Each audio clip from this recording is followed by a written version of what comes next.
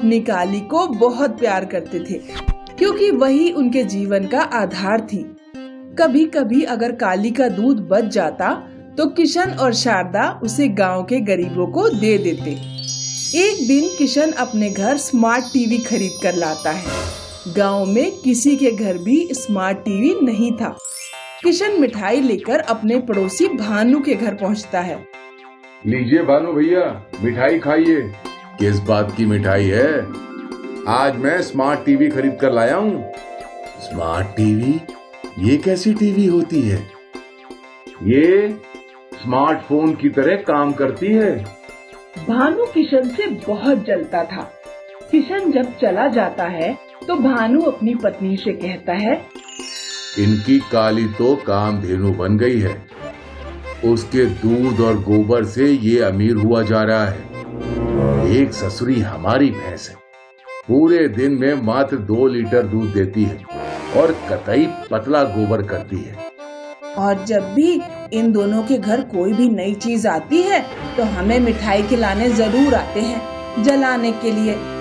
कैसा रहेगा अगर हम इनकी भैंस चुराकर अपने घर ले आएं? क्या पागलों वाली बातें कर रही हो?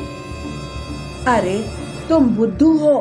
भैंस को यहाँ ले आना, उस पर कत्थई रंग का पेंट कर देना और गांव वालों से कह देना कि बाजार से नई भैंस खरीद कर लाए हैं। बात तो तुमने ठीक कही। रात में जब किशन और शारदा सो जाते हैं तो भानु चुपके से उनके घर में घुस जाता है। वो काली के मुंह पर रस्सी बांध देता है और काली को खोलकर अपने घर में ले आता है। घर आकर वो काली पर ब्राउन पेंट कर देता है और सो जाता है। अगले दिन जब किशन और शारदा सोकर उठते हैं तो वो देखते हैं कि काली गायब है। हे भगवान, ये काली कहाँ चली गई? बेचारे किशन और शारदा अपने पड़ोसियों पर बिल्कुल शक नहीं करते और गांव भर में अपनी भैंस को ढूंढते रहते हैं। पूरे गांव में जब काली नहीं मिलती तो बेचारे जंगल में बैठकर रोने लगते हैं। उस दिन दोनों खाना भी नहीं खाते।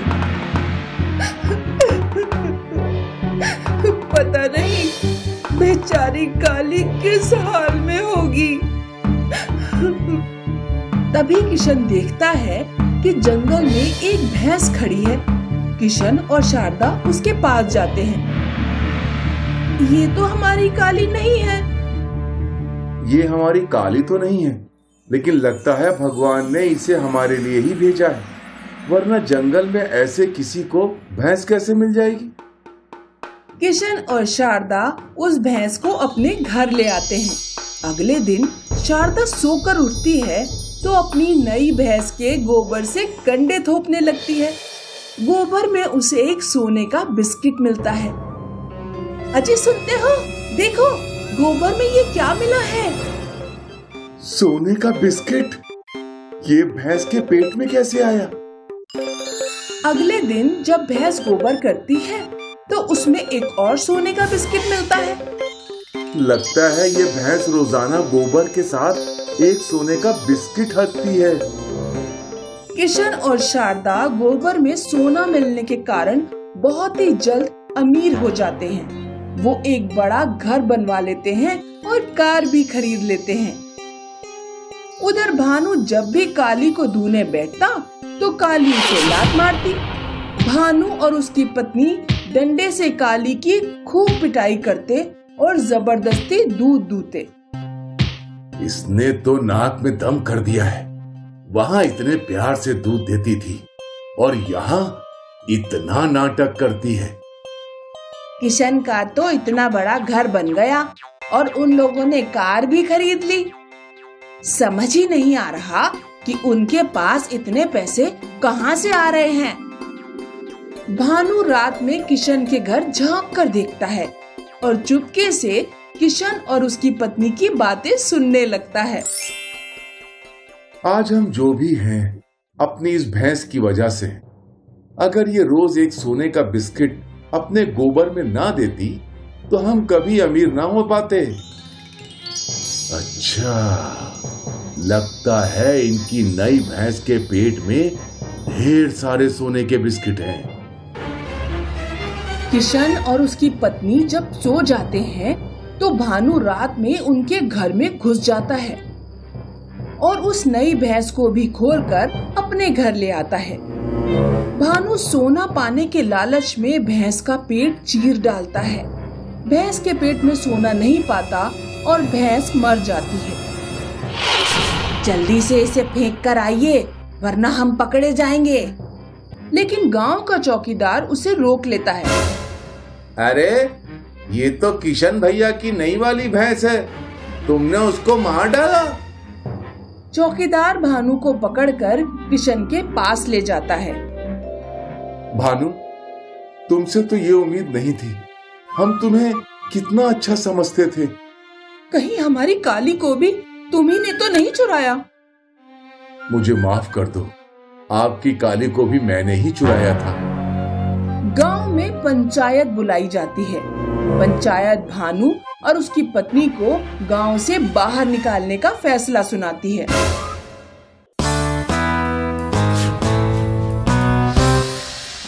ये कहानी है भोला और उसके बैल की। भोला एक किसान था जिसके पास एक छोटी जमीन थी जहां वो रोज मेहनत कर फसल उगाता था। भोला के पास खेती करने के लिए एक बैल था, कल्लू।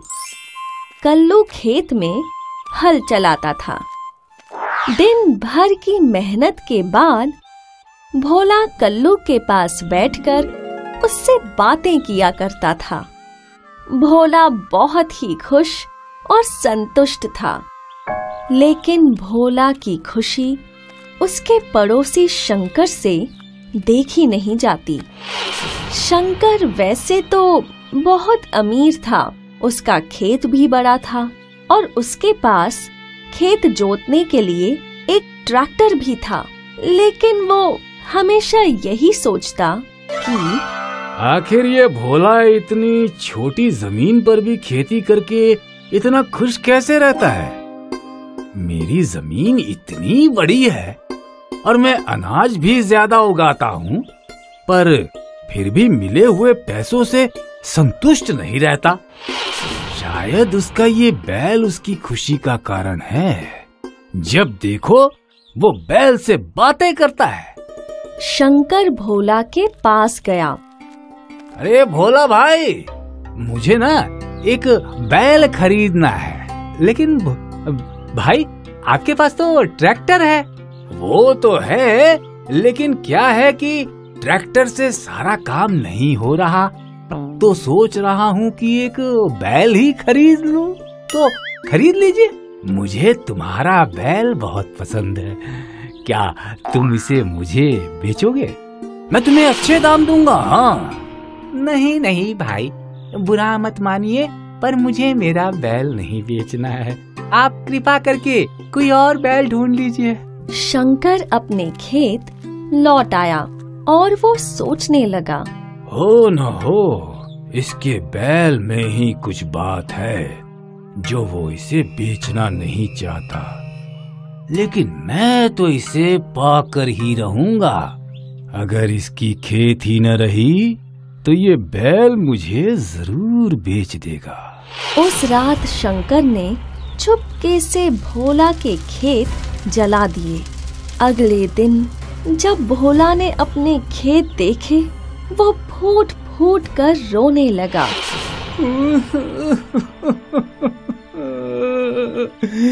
हे भगवान, ये क्या कर दिया।